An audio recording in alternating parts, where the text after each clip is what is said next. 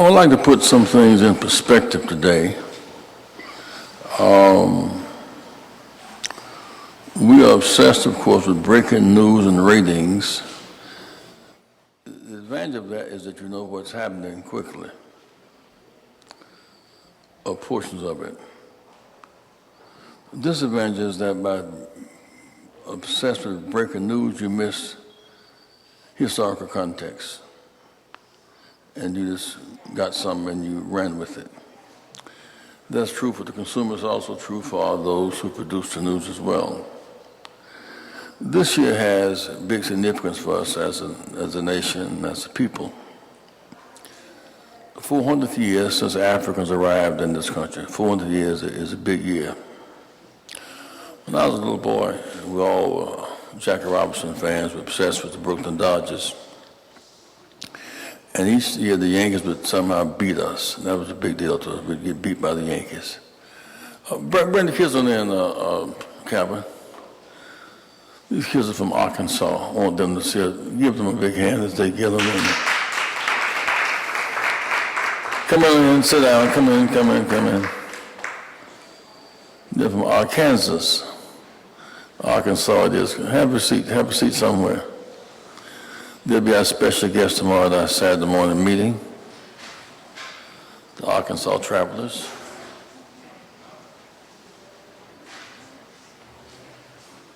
Just setting up the food has arrived.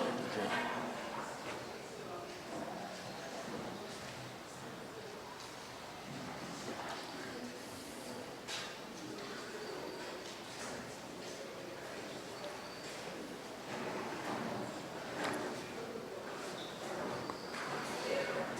Students got here just in time to hear some of this pitch. Whoever has an open seat, get it, guys. We're glad you're here.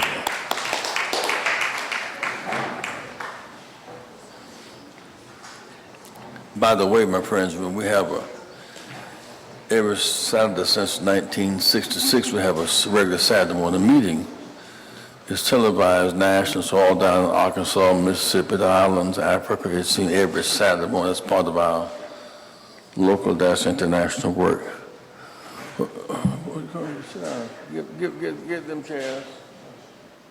Two chairs over here.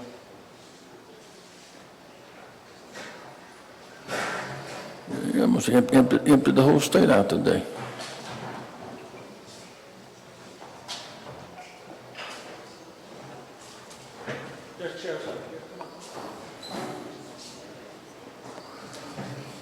I was saying the advantage of breaking news is done.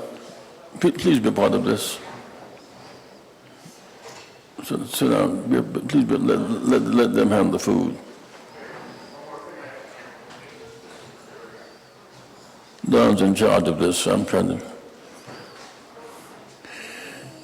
So I was saying the advantage of breaking news is stuff is happening real fast and all over the world, and whoever there's a connect, you know what's happening in the world. The disadvantage is that you tend to miss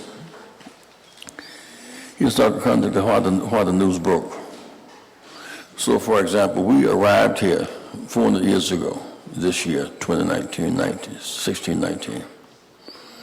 I was saying when I was a kid growing up, we were all Brooklyn Dodger fans, and Jackie Robinson, Roy Campanella, and Don Newcomb. It was a big deal to us. But some of the Yankees had not yet desegregated. They beat us every year. Somehow the Yankees would win the game. In 1956, we could beat the Yankees. We had Sandy Koufax and Don Drysdale, two great pitchers.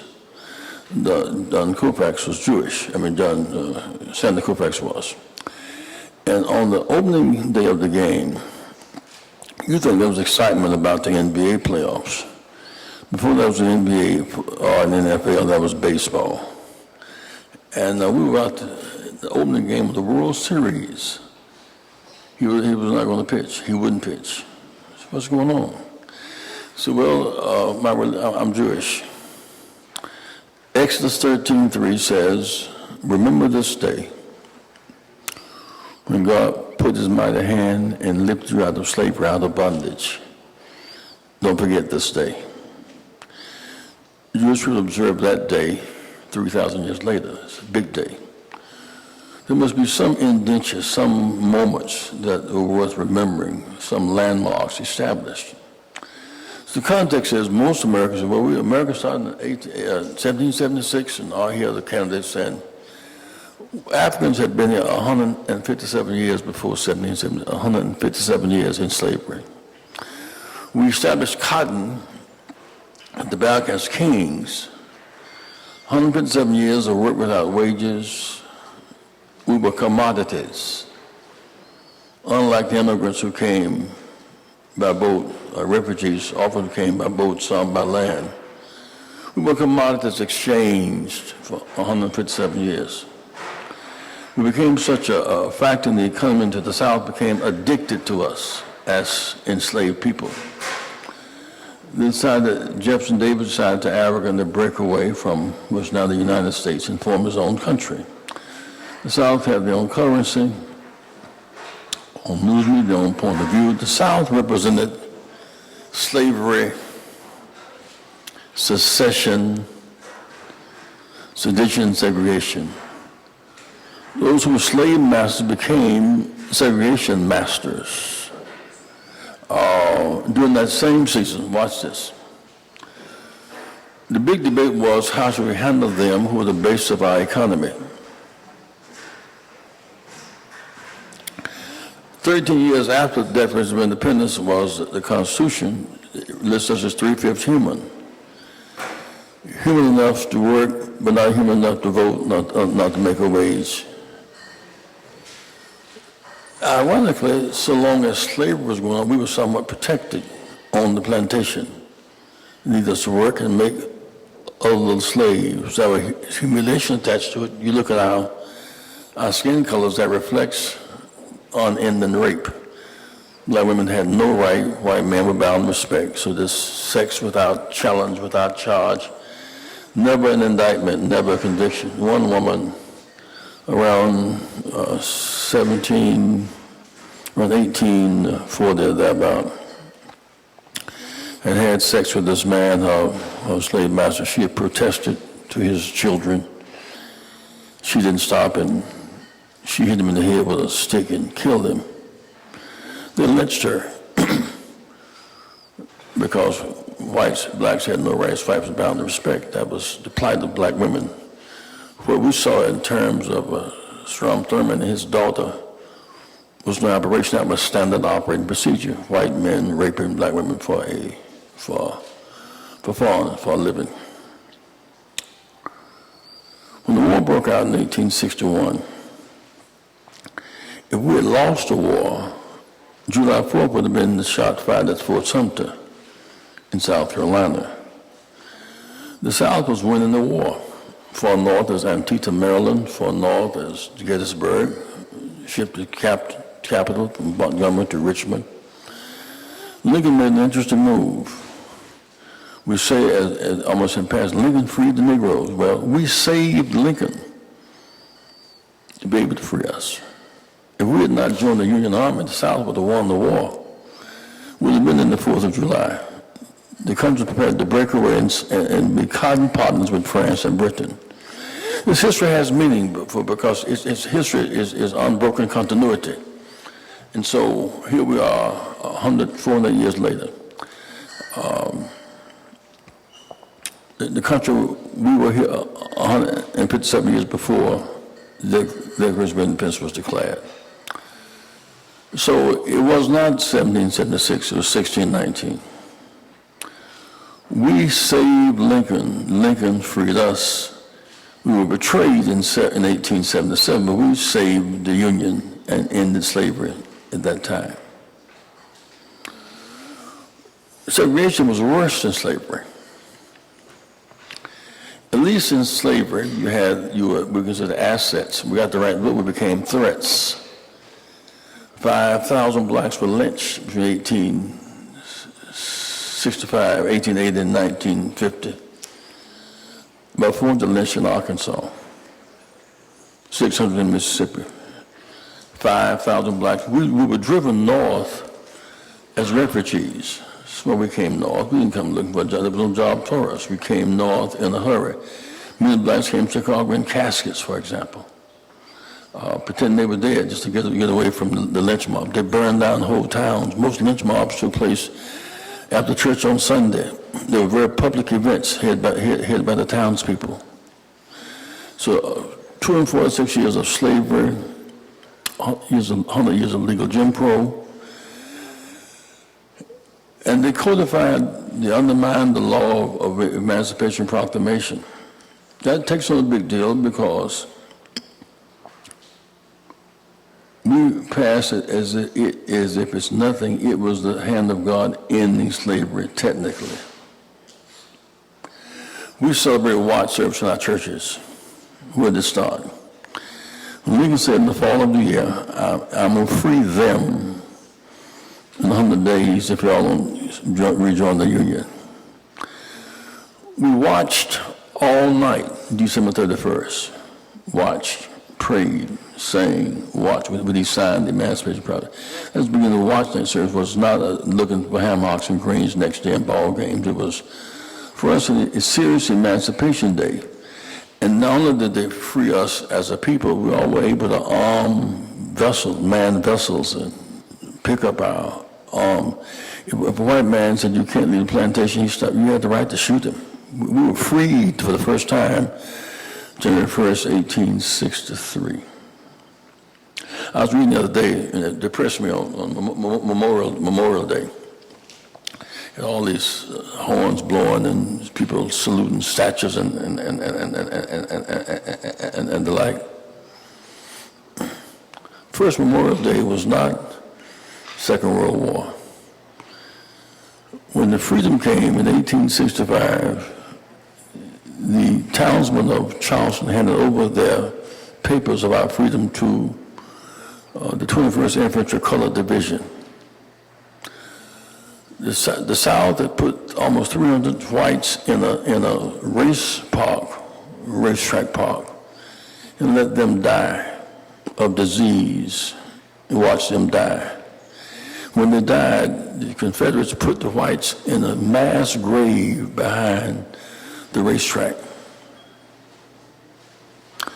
Blacks who were freed exhumed their bodies, put them in individual graves for their dignity, and 300 children and 10,000 people marched around thanking the unions for coming south and ending slavery and saving the Union. That's when Memorial Day started there. Why is that important? If you start the Second World War, and we can't get in the army except in the back, there's no black honor in Memorial Day besides the Second World War, First World War. We were the first to lead Memorial Day, memorializing those who saved the Union. Same is true with the whole idea of the D-Day. This is a big day in American history where soldiers went up Omaha Beach and climbed the hills and were killed to free the French for the right to vote and stop Nazis. But for us, the big day is not D-Day, it's S-Day. Selma Day. 1945, America freed the French but didn't free us. Soldiers came back home in 1945, denying us the rights that they fought for the French to have in Germany and in Europe. We got the right to vote in 1965, 45 years after. So S-Day takes on big meaning of S-Day, Selma Day. Our Omaha Beach was there in Ben's Bridge in Selma, Alabama. I'm going to all this because this is 2019. And that's some backdrop to all these stories that's now coming out about who did what when. But because we're the foundation, say the foundation. Say the foundation. The bottom is where you end up, the foundation is where you start from. We were the foundation of America's economy, 146 years of slavery, 246 of slavery, the foundation of the economy, the foundation of joining the Union Army to break up the South, advancement to the North. And here we are today, 2019. When blacks got the right to vote in 1965, white women in the South could not vote or serve on juries. 18-year-olds could not vote, though serving in Vietnam. You couldn't vote on college campuses. You couldn't vote bilingually. So in some sense, when the foundation moved in some, the whole world, a new America was born that day because August 6, 1965, because blacks, white women, 18-year-olds, college campuses, bilingual, new majority. So a new majority was born in Selma, Alabama. It takes some big meaning for us. It's not just a day in passing.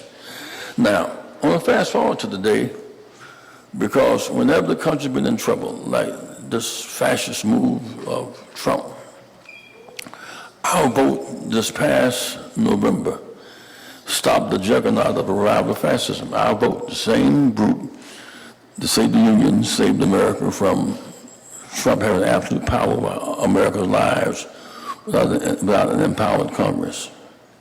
On our convention, June 28th through July the 2nd. June 28th, the first day, is Labor Day. Labor is critical to us for all the right reasons. What's not commonly known as a group called temporary workers. About 7 million workers in America today work temporary. They work up to the point, if you work 6 months, you get benefits. They work up to the week before, then they're fired. Rehired the next week. They scam the system, so they're temporary. Most of the big box stores have workers who work every day. They're laid off the week before, they get benefits, and they rehired the next week. Scamming. So we have labor because workers need the benefits of working. Workers need liberal wages. Workers need health care. Now, watch this manipulations. Why on that day, Joe Biden is speaking on Friday the 28th. International Penance Union president speaking that day. It was kickoff with labor. Joe Biden is speaking at the luncheon as well. That day will be at the Union Hall. And so right there, June 28th, Joe Biden will be speaking. Over here near north side, and the south side, the Nabisco plant makes Oreo cookies and saltine crackers and the like. They laid off 600 American workers making $40 an hour and shipped those jobs to Salinas, Mexico, where they make $1 an hour. And those workers lost their jobs. That pits American workers versus Mexican workers. So Mexican workers did not take jobs.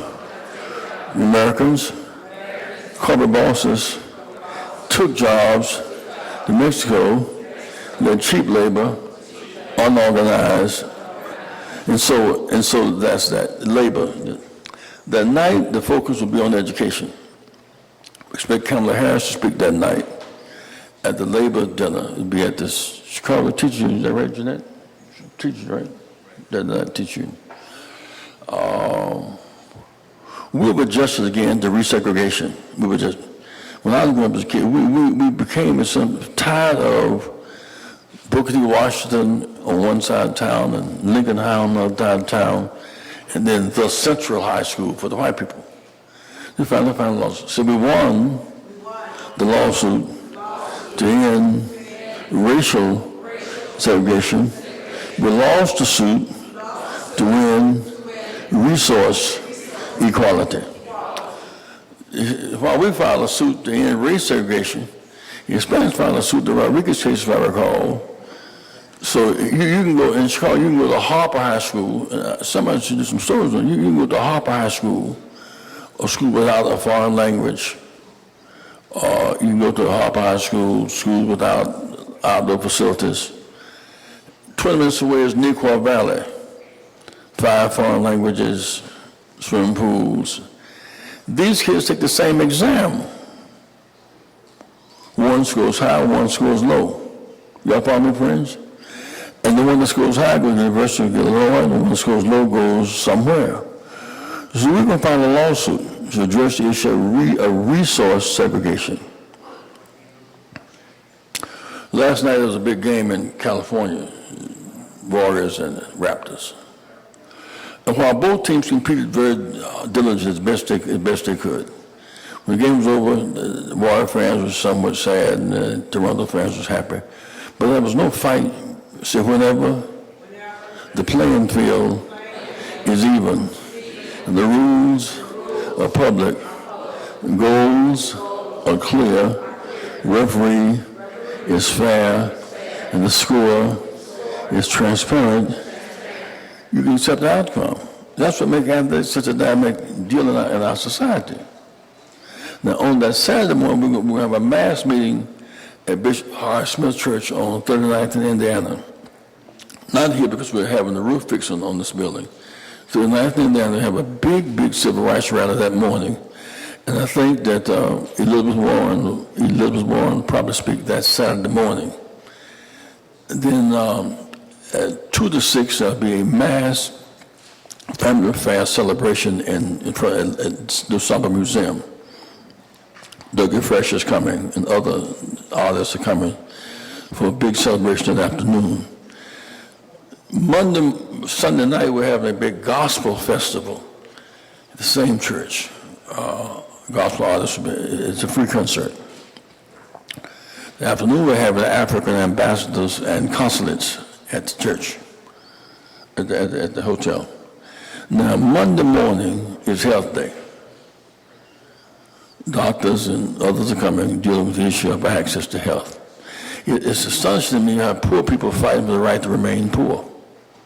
In South Carolina, there's 700,000 people in South Carolina who are eligible for Medicaid. They're fighting against it. Fighting for the right to remain poor is hard. It's like somebody with toothache, chewing ice, picketing a dentist. It doesn't make sense. But that's our fight. They're turning away $9 billion in South Carolina over Medicaid. That news about that. And noontime is the women's luncheon. 6 April will probably be here. We've invited AOC and others, but that's Maxine Wallace and others will be here for the women's luncheon at noontime. That night, life beyond the playing field. These players making all this money, you know where it came from? Jackie Robinson he joined the baseball plantation, where owners had all the power. Owners could hire you, fire you, blackball you. But in early 1950s, Kurt Flood played for the St. Louis Cardinals. They sold him to New York. Kurt Flood would not be sold. He used 13th Amendment. He lost his career, but every athlete who makes every athlete today who's free to change teams and make big money, go with the market, because of Kurt Flood. So we teach history, Kurt Flood is why you have free agency. And once it became a practice, that said athletes all around the world use free agency. It came from the sacrifice of Kurt Flood. So we honored him that night. Also, Spencer Haywood. When Will Chamberlain came out of college, Will Chamberlain could not play for the NBA. There's a rule you could not play until your college class graduated. So he left early, he had to play with the Globetrotters. Today you can leave, but after freshman year called one and done. A guy named Spencer Haywood declared he had the right to work in basketball as soon as he could make the team. He filed a lawsuit. He won it. So today, Jackie Robinson broke open the barrier. Kurt Flood, that's why we have free agency. And what was his name? Spencer Haywood. That's right. So that's history. Tuesday morning is our business breakfast. Yesterday I was at a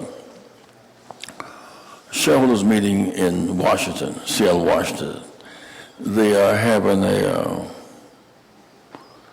a merger between T-Mobile and Sprint. They have committed themselves to not raise the price on services, committed themselves to hire minorities vertically and horizontally, made the commitment to open up access to capital, industry, and technology, and all that. So the president of T-Mobile will be as one of our special guests that morning. Also in Chicago, there are three major projects worth $20 billion. The Obama Library Center, the Lincoln Park project, and the O'Hare Airport. Blacks are by and large locked out of those projects. But the heads of those will be at the breakfast talking about a plan for inclusion, which Mayor Lightfoot has demanded that they either include blacks and browns at every level or they risk their contracts. So we have a big session on business today. Last few weeks, we've been to the bank shelves meeting at Wells Fargo, Bank of America, Citigroup, SunTrust, BB&T. We put a lot of focus on opening up the private sector. We said we use votes for politics, dollars, for economic growth. And so the minister's luncheon, Mayor Pete speaks that morning at the business from South Bend that morning, and at noontime the minister's luncheon. We close on that day. We were going to have a town hall meeting that night, but Karen, we want town hall meeting to be a standalone affair a little later in the fall. There's so much going on. We know that Maxine Wallace is coming, and Buttigieg is coming. Biden is coming. Sanders is coming.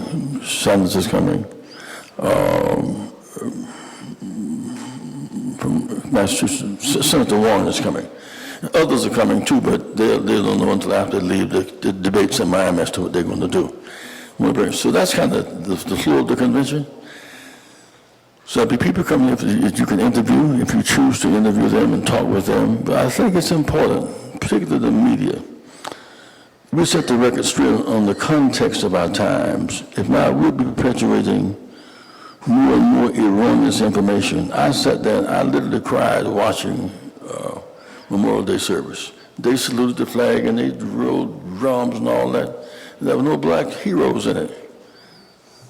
The first memorial was in Charleston, South Carolina. We were saving the Union. America's first war was not the World War I. We lost more Americans. We lost more Americans in the Civil War than any other war. That first war was that war. And we were big, so we had some heroes and some heroes in that war. So we want to talk with you about our continuous efforts, and I'm members of the media. Now, you notice I didn't mention Trump's name. In part because we have to focus more on what we're going to do in 2020. Because if eagles and snakes get into a fight, so if eagle and the snake get into a fight, and the snake bites the eagle, it's always the eagle's fault. You shouldn't have been down there in the first place. Eagles got wings, they can fly, they're honored. Snake's always angry. Snake can't walk, can't run, can't jump. So if you go down there and who will call names? Last week, while Trump was making headlines over some of his treasonous stuff, $2 billion in Pell Grants were shifted to the military. Many small black colleges and supposed to survive off of Pell Grants. That was lost in what Trump said. Medicaid, people are dying. Women have breast cancer and they feel a pinch in their breast. They try to take Advil to kill the pain. You get free mammograms with affordable health care. So there is no such bill as Obamacare. Calling Obamacare, calling affordable care, Obamacare, is designed to turn people against it. You see Obama's picture, the enemy going to throw darts at it. There's no such, so the media says Obamacare, there's no such bill as Obamacare. I talk to people in the Appalachian, Reverend, I'm with you, Reverend. I really want my affordable health care. I don't want Obamacare. So affordable health care is the bill. Affordable health care, free tests for women, and mammograms.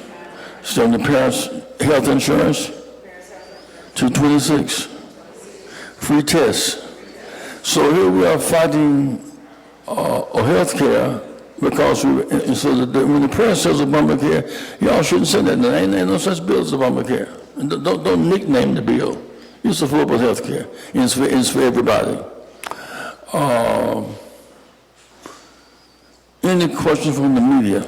Oh, the last thing, this man, the last couple of days, he's engaged in this treasonous activity. Don't mind having foreign countries to intrude into our elections. That's a strange position to take. We've never been here before where a foreign country is not just hacking, but invited to be part of the conversation of our national elections. We've never known that before. And yet, we as a nation are facing that today. But the good news is we have the right to vote, the right to protest. What makes America great is the right to vote and demand that your vote be counted.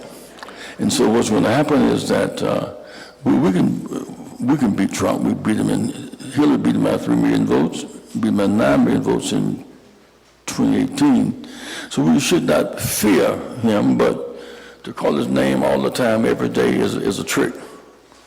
There's a guy in Washington who's a misfit. Let's leave it right there. Questions? Media? Questions? Questions from the media? Yes, sir. For all these young people here, how important will they be in this the 2020 election? And what are you asking of them? How many of you are 18? How many of you are 18 now? You'll be 18 by November. Every high school senior class should come across the stage with a plume in one hand and a voting card in the other.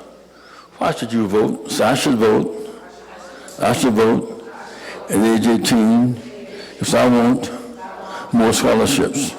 I should vote because I want student loan reduction. I should vote. I want to have the right to serve on juries. So you have a reason to vote because there are those who say if you fight for scholarships, that's too expensive. There are more 18-year-olds than there are, so there are more 18-year-olds than 81-year-olds. When we vote, our voices cannot be denied. So part of our work, we're going to South Carolina in Iowa in the fall. The massive voter registration. We will help determine outcomes. The guy running against Lindsey Graham in South Carolina, we're going to keep Lindsey Graham real busy this fall. And the same is true with Iowa. But young America must vote. Young America is the most suffering, suffer the most indignity for the right to vote.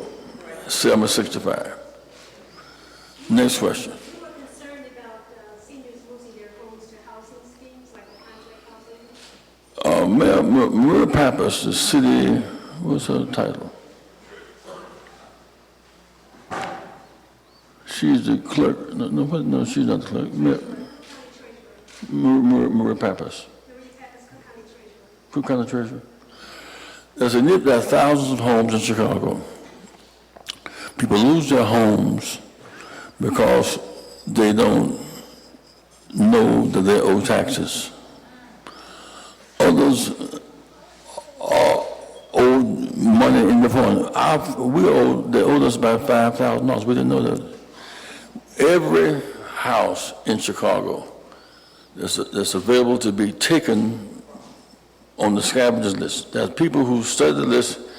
They see who all does not have tax, and they buy up the homes and sell them back to them. Many seniors cannot read the notice when it comes. They're losing their homes. So we're working with Maria Pappas, and we have somebody downstairs that push every day, just taking please make this a news story, guys. People will come here and sign up because they've heard about it on the broadcast. And when they hear about it, they then go and, save their homes. And others will go and pick up refunds. That's a big part of our work. Next. Media. Say something, Tara. Has there been an invitation extended or a response to Republican or conservative potential challengers for the convention? Yeah. We've done that in the past, and we were open to hear what they have to say, but they don't want to talk. If the president says he'll engage with Russia or China about our elections, they don't talk about that. They don't have that much to say, do they? If they're fighting against health care, they don't really have much, but they have the right to come. We're open to their coming, and we're not going to say they're going to get a grand reception, but they're open to come.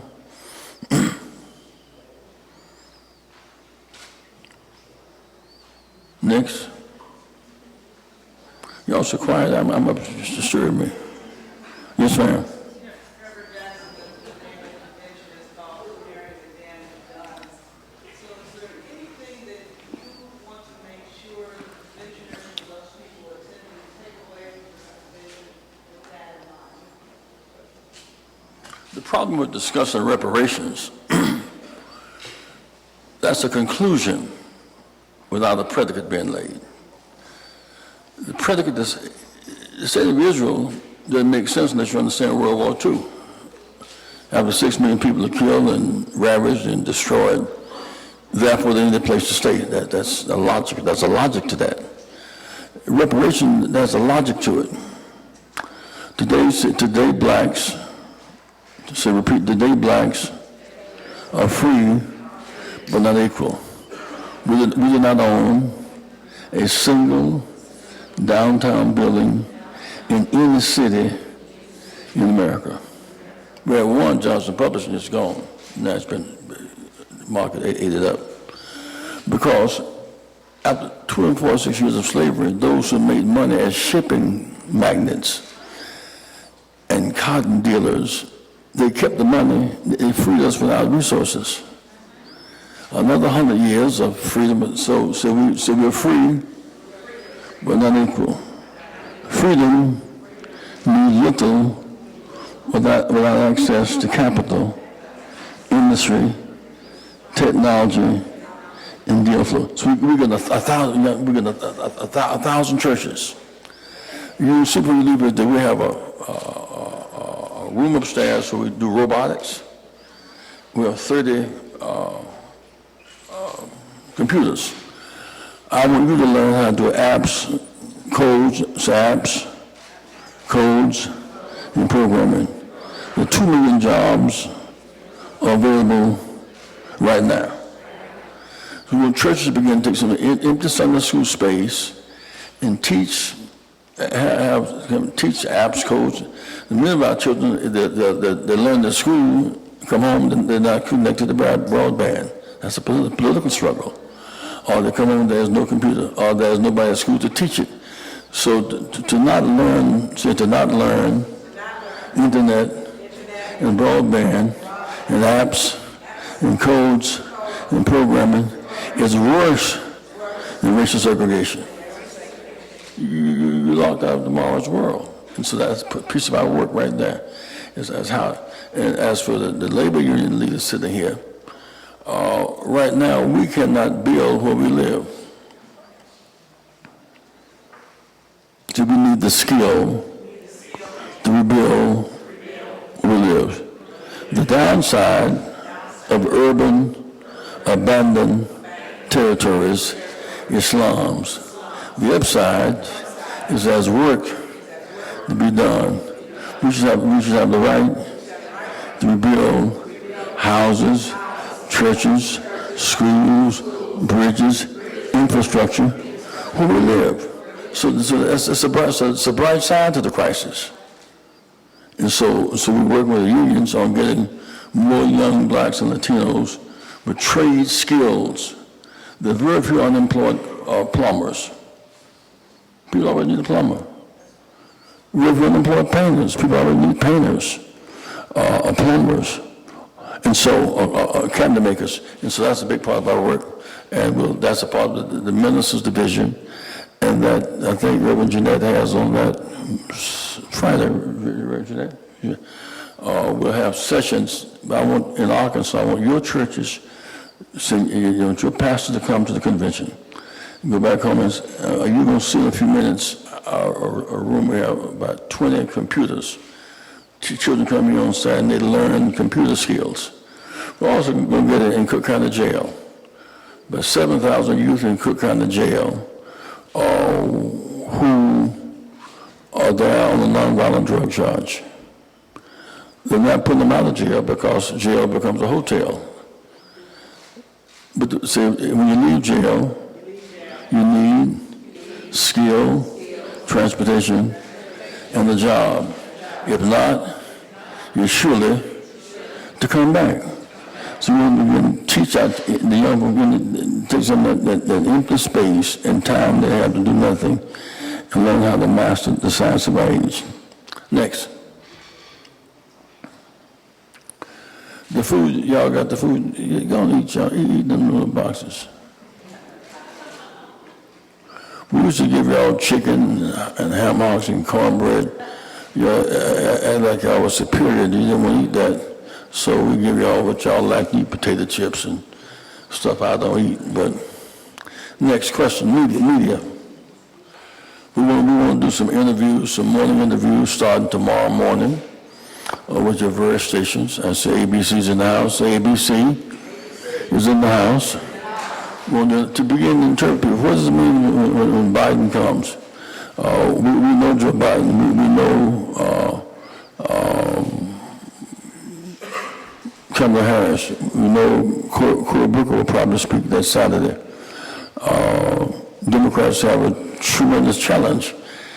And America is not going to look back in 2020. It's going to look forward. So America is not going to vote for the good old day. The good old day was not a good old day. So we fight forward for a new future, not an old stale past. But we won't let the candidates shoot before we endorse somebody. We want to have massive voter registration in South Carolina and Iowa, so people are not just observing those campaigns but involved in them. So you say there are enough unregistered blacks. There are enough unregistered blacks in Arkansas to determine the next governor. Somebody in Arkansas should run for governor and senator just to inspire your base. When blacks run for high office, more than blacks vote for them. You'll never know the true Arkansas until somebody runs for governor, and you measure who will and will not vote for you, and based on what kind of sense you're making. Next question. The students have some people from the media, and all know they're not this tame. They're wild. They just got Sarah Sanders run out of Washington, and Mitch Conway about to catch up with her. I understand. Questions? Oh, look, that's sometime later. Next question.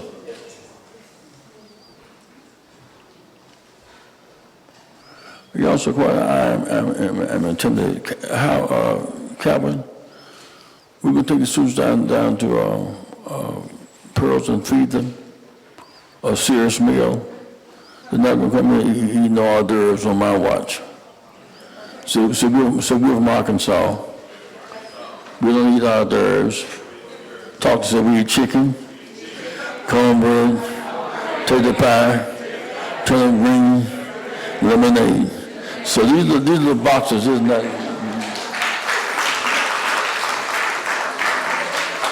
We're going to take you down to Pearls so you can eat an Arkansas meal.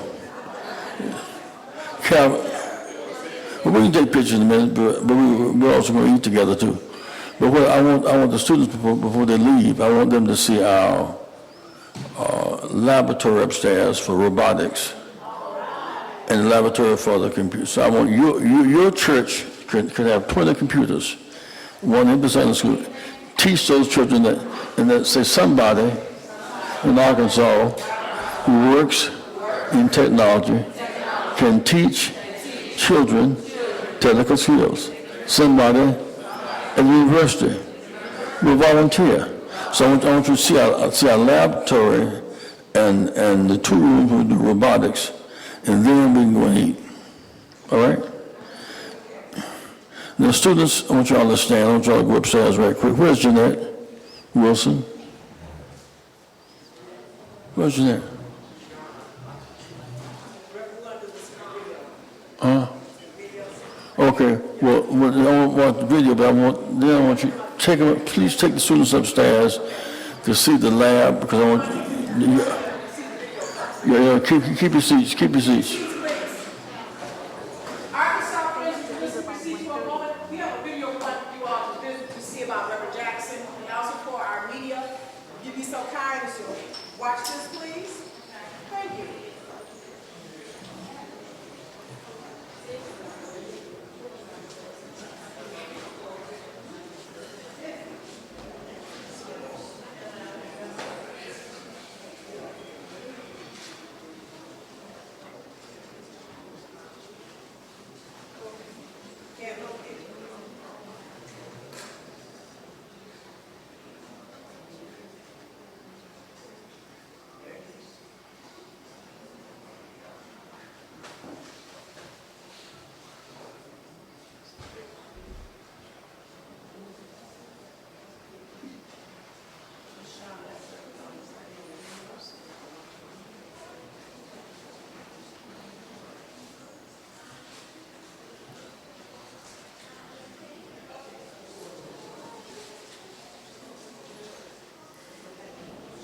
Pray for me, oh just pray for me, oh pray for me, pray for me.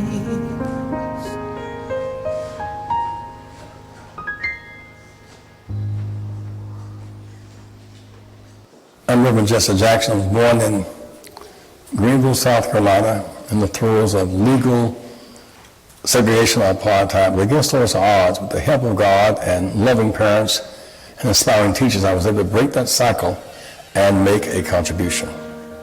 I was born in the throes of segregation, where we had limited options of access to education, healthcare, and jobs. And so I knew the struggle in the sense I was in the midst of it. But I was not struggling, I was surviving, I was adjusting. At Greenville Sterling High School, Jackson graduated with offers for a minor league baseball contract and a college football scholarship.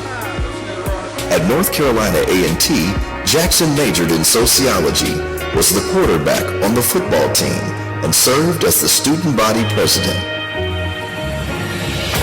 Dr. Martin Luther King Jr. appoints Reverend Jackson in 1966 to head Chicago's Operation Breadbasket, Southern Christian Leadership Council's self-help economic uplift program. In August of 1967, Dr. King appoints Reverend Jackson National Director of Operation Breadbasket, which negotiates hundreds of jobs and millions of dollars for African American neighborhoods across the country. The legacy to that was we were fighting for a goal. The goal was a public accommodation bill, the right to vote in jobs. We won the public accommodation bill. We won the right to vote. We got some jobs, but not enough. But it was a demonstration, not a parade. Parades, you're exhibiting yourself or exhibiting goods and wares. It was a demonstration for changing public policy. We won the 64 Civil Rights Act, 65 Civil Rights Act. We won our battle. So we decided to march again. We went back to Memphis to meet with the same people again. And we were on our way to dinner that night. I was waiting for him to come out the road. And he said, we're going there. He said, you don't even have on a tie. I said, Dr. King, the prerequisite for eating is an appetite, not a tie. He laughed. He said, you're crazy. We laughed. And he said to a friend of mine below, please play my song, Precious Lord, tonight. Yes, I will. He raised up and said, Doc, the bullet hit him right here. there's a picture you see of us pointing, that's Andy Young and I pointing, saying the police are coming to us with their guns out. And we said, the bullet came from that way. I mean, don't come to us. Go where the shot came from. I then walked away with Mrs. King, with the telephone, called Mrs. King by her bedside. Said to her, real long 10 steps from where I was, where the bedroom telephone was. I said, Mrs. King and Dr. King been shot. We've always been able to turn a minus into a plus, that trouble doesn't last always. And yes, we're going back to Memphis, and we're going to Washington, and we're going to win, that poor people must have a job and income, that every child must be able to get his mind developed, that hunger is immoral and it certainly should be illegal, that we don't have any choice but to fight. And I've already seen a new glory. I've seen a promised land, and that we just cannot turn around. Summer 1968. There appeared to be a kind of insensitivity to our demands on the part of the congressman. There's a kind of blasé atmosphere. Some have come to visit us. The camp strikes them as a kind of novelty. During the Washington, D.C. Poor People's Campaign, Reverend Jackson is appointed mayor of Resurrection City. It is here that he first fashions his signature chant of I am somebody. I am somebody. I may be poor, but I am somebody.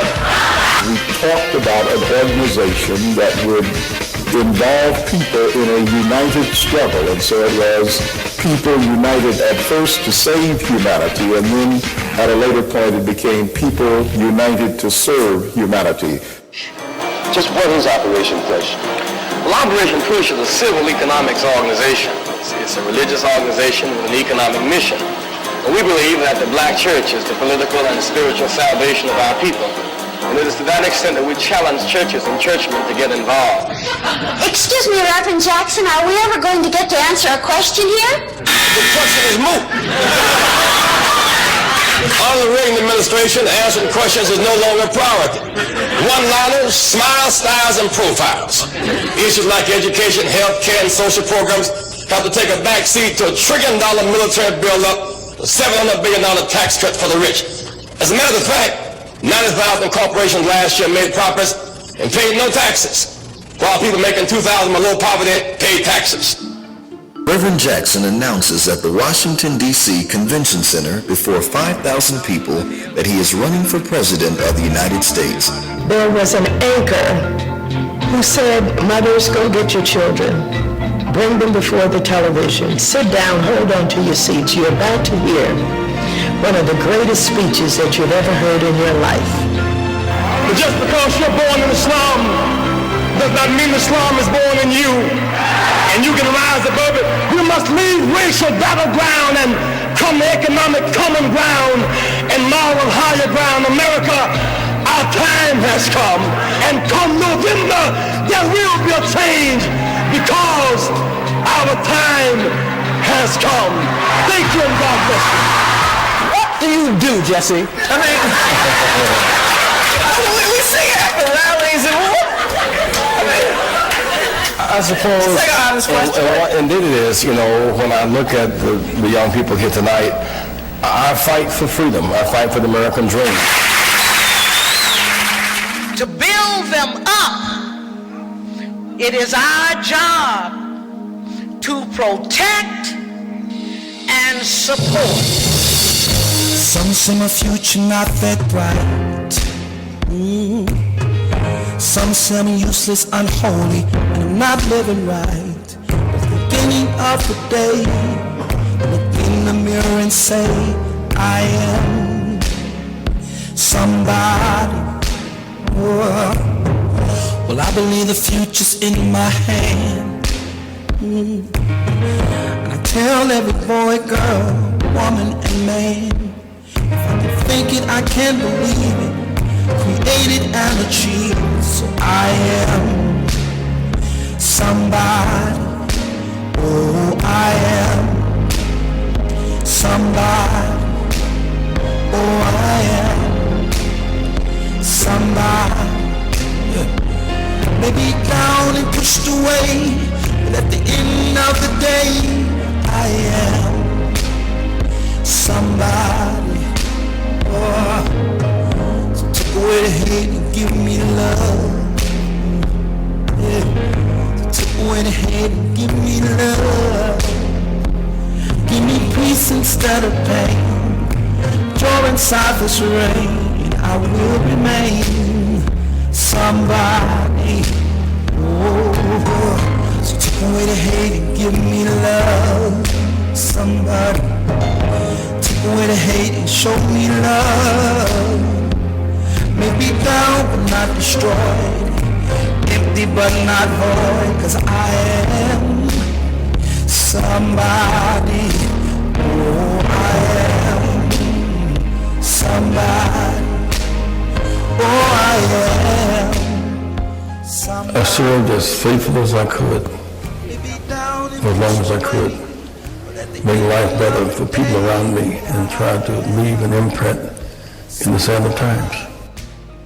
You know, some of my friends in the struggle were killed, others were destroyed in so many ways. So I'm a survivor.